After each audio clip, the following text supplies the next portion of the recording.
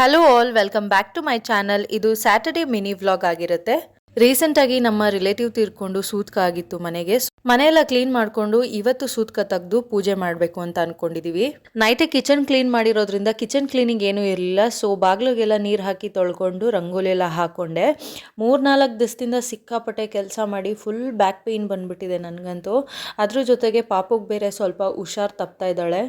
ಹೇಗೂ ಮನೆಯೆಲ್ಲ ಕ್ಲೀನ್ ಆಗಿದೆಯಲ್ಲ, ಒಂದು ರೌಂಡ್ ಗಿಡಗಳಿಗೂ ನೀರು ಹಾಕೋಬಿಡೋಣ ಅಂತ ಹಾಕೋತಾ ಇದ್ದೀನಿ. ಪಾಪುಗೆ ಹುಷಾರಿಲ್ಲ ಅಂತ ಹೇಳಿದ್ನಲ್ಲ, ಸ್ವಲ್ಪ ಕೋಲ್ಡ್ ಆಗಿಬಿಟ್ಟು ಮೂಗೆಲ್ಲ ಬ್ಲಾಕ್ ಆದಂಗೆ ಆಗೋಗಿದೆ.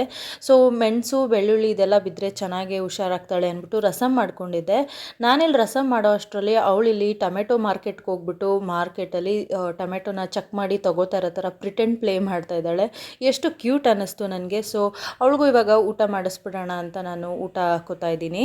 ಕೋಲ್ಡ್ ಆಗೋಗಿರೋದ್ರಿಂದ ಅವಳು ಎಲ್ಲೂ ಆಟ ಆಡೋಕೆ ಹೋಗ್ತಾ ಇರಲಿಲ್ಲ. ನಾನು ಹಿಂದೆ ಮುಂದೆನೇ ಬಾಲದ ಥರ ತಿರುಗ್ತಾ ಇದ್ಲು. ಪಾಪ ಅವಳು ಮುಖ ಎಲ್ಲ ಚಿಕ್ಕದಾಗ್ಬಿಟ್ಟಿದೆ, ಒಂಥರ ರೆಸ್ಟ್ಲೆಸ್ ಥರ ಆಗೋಗಿದ್ದಾಳೆ. ನೈಟೆಲ್ಲ ನಿದ್ದೆ ಮಾಡೋದಕ್ಕಾಗಲಿಲ್ಲ, ಏನು ಮಾಡೋದಕ್ಕಾಗಲ್ಲ. ಸೊ ಇವತ್ತು ಪೂಜೆ ಮಾಡಲೇಬೇಕು ಅಂತ ದೇವ್ರ ಮನೆಗೆಲ್ಲ ತೀರ್ಥ ಎಲ್ಲ ಹಾಕ್ಕೊಂಡು ಪೂಜೆ ಮಾಡ್ಕೋತಾ ಇದ್ದೀನಿ. ಇಲ್ಲಿ ದಶಾಂಗಮ್ ಅಂತ ಒಂದು ಪೌಡರ್ ಸಿಗುತ್ತೆ ಗ್ರಂಥಿಗೆ ಅಂಗಡಿಲಿ.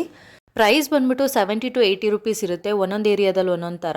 ಸೊ ಇದಕ್ಕೆ ಧೂಪದ ಕೋನ್ ಕೂಡ ಕೊಟ್ಟಿದ್ದಾರೆ. ಈ ರೀತಿ ಧೂಪದ ಕೋನಲ್ಲಿ ಹಾಕ್ಕೊಂಡು ಮೋಲ್ಡ್ ಮಾಡಿ ನಾವು ಧೂಪ ಹಚ್ಕೊಳೋದ್ರಿಂದ ಮನೆಗೆ ಸ್ಮೆಲ್ ಕೂಡ ಚೆನ್ನಾಗಿ ಬರುತ್ತೆ, ಹಾಗೆ ಪಾಸಿಟಿವ್ ಎನರ್ಜಿ. ಇದು ಲಕ್ಷ್ಮಿಗೆ ತುಂಬಾ ಇಷ್ಟವಾದಂಥ ಒಂದು ಪೌಡರು.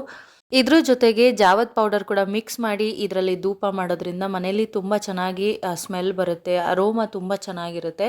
ಸೊ ನೆನ್ನೆ ತುಂಬ ದಿನ ಆದಮೇಲೆ ಪೂಜೆ ಮಾಡಿರೋದ್ರಿಂದ ಇದನ್ನು ಕೂಡ ಹಚ್ಕೊಂಡು ಮನೆಯೆಲ್ಲ ಧೂಪ ಹಚ್ಕೊಂಡೆ ನಾನು.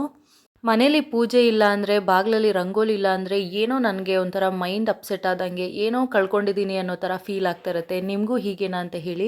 ಅದಾದಮೇಲೆ ನಾವು ಸಂಜೆ ಮೇಲೆ ದೇವಸ್ಥಾನಕ್ಕೂ ಹೋಗಿ ಬಂದ್ವಿ. ಪಾಪು ಹುಟ್ಟಿದ ನಕ್ಷತ್ರದ ದಿನ ಇವತ್ತು ಅಂತ. ಸೊ ಆಂಜನೇಯನ ದೇವಸ್ಥಾನಕ್ಕೆ ಹೋಗಿ ಅಲ್ಲಿಂದ ನನ್ನ ಹಸ್ಬೆಂಡು ಡಿನ್ನರ್ಗೆ ಹೊರಗೆ ಕರ್ಕೊಂಡು ಹೋಗ್ತೀನಿ ಅಂತ ಶ್ರೀಶೈಲಂ ಅಂತ ಹೋಟೆಲ್ಗೆ ಕರ್ಕೊಂಡು ಹೋಗಿದ್ರು. ಇದು ಬಂದು ಮೈಸೂರು ರೋಡಲ್ಲಿ ಇರೋವಂಥದ್ದು. ಮುಂಚೆ ಇದ್ರ ಹೆಸರು ಬಂದು ಮಹಾರಾಜ ಅಂತ ಇತ್ತು. ಫುಡ್ಡಲ್ಲೇನೂ ವ್ಯತ್ಯಾಸ ಇರಲಿಲ್ಲ. ಮುಂಚೆನೂ ನಾನು ಈ ಹೋಟೆಲ್ಗೆ ಹೋಗಿದ್ದೀನಿ. ಈಗ ಹೊಸದಾಗಿ ಕ್ಯಾಂಪ್ ಫೈರ್ ಡಿನ್ನರ್ ಪ್ಲೇಸ್ನ ಆರ್ಗನೈಸ್ ಮಾಡಿದ್ದಾರೆ. ಈ ಮಿನಿ ವ್ಲಾಗ್ ಇಷ್ಟ ಆಗಿದ್ರೆ ನನ್ನ ಚಾನಲ್ಗೆ ಸಬ್ಸ್ಕ್ರೈಬ್ ಮಾಡ್ಕೊಳ್ಳಿ, ಲೈಕ್ ಮಾಡಿ, ಶೇರ್ ಮಾಡಿ, ಕಮೆಂಟ್ ಮಾಡಿ.